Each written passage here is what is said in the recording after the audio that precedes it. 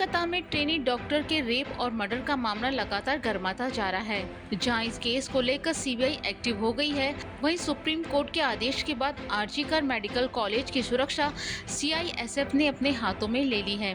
CISF के अधिकारी बुधवार को अस्पताल पहुंचे और सुरक्षा व्यवस्था का जायजा लिया।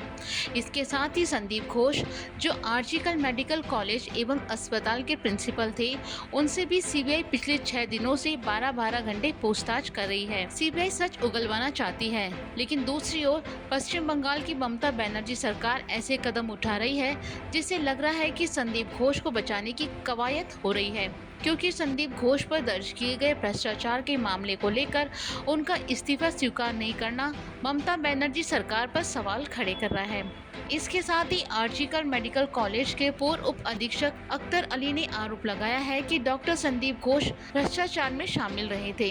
अली ने दावा किया कि घोष ने सभी निविदाओं के लिए पैसे मांगे और बांग्लादेश में बायोमेडिकल वेस्ट की तस्करी करके अवैध कारोबार किया। अली ने ये भी आरोप लगाया कि घोष ने छात्रों को पास कराने के लिए रिश्वत भी मांगी। वहीं इन सब को लेकर सतर्कता और भ्रष्टाचार निरोधक ब्यूरो को इन मुद्दों की सूचना दी गई, लेकिन घोष के खिलाफ कोई कार्रवाई नहीं की गई, बल्कि इसके बजाय उन्हें निशाना बनाया गया और उनका ट्रांसफर कर दिया गया।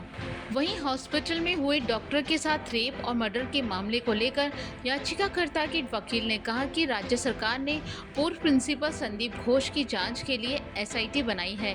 ये उन्हें बचाने के लिए एक दिखावा है। हालांकि कोर्ट ने कहा है, हम इस मामले को लेकर 4 सितंबर को सुनवाई करेंगे। वहीं दूसरी तरफ इस केस को लेकर पश्चिम बंगाल की मुख्यमंत्री ममता बनर्जी की मुश्किलें लगातार बढ़ती जा रही हैं। इस पूरे प्रकरण ने पश्चिम बंगाल की पुलिस और प्रशासनिक मशीनरी को कटघरे में खड़ा कर दिया है, लेकिन यह सबसे ज्यादा विरोध का सामना ममता बनर्जी को करना पड़ रहा है या उन्हें अपने ही घेरने में लगी हुए हैं, यानी कि उनकी टीएमसी की पार्टी ही उनके खिलाफ खड़ी हो गई है।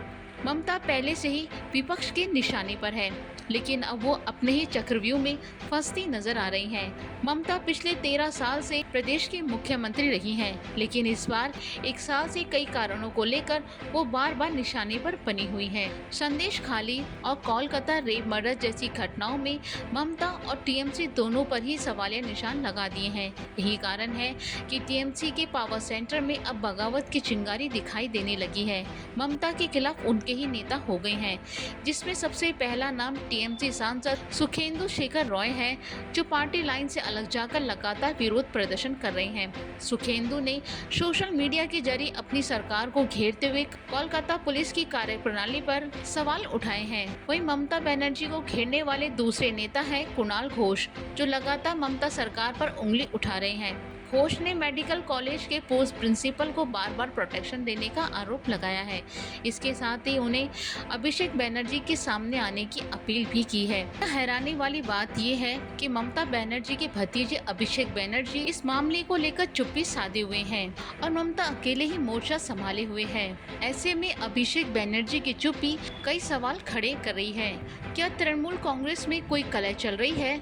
सियासी हलकों में इस बात की चर्चा हो रही है। 14 अगस्त को तोड़फोड़ के बाद आखिरी बार टीएमसी के सेनापति यानी अभिषेक बनर्जी ने सोशल मीडिया पर पोस्ट किया था, जिसमें वो बंगाल की कानून व्यवस्था से नाखुश थे। उसके बाद से ही अभिषेक बनर्जी की कोई प्रतिक्रिया सामने नहीं आ रही है।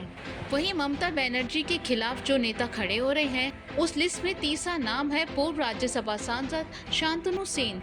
शांतनु सेन भी अभिषेक बनर्जी के आगे आकर नेता संभालने की मांग कर रही हैं। शांतनु ने सोशल मीडिया पर अपने एक पोस्ट में लिखा है कि अभिषेक बनर्जी का नेतृत्व समय की मांग है।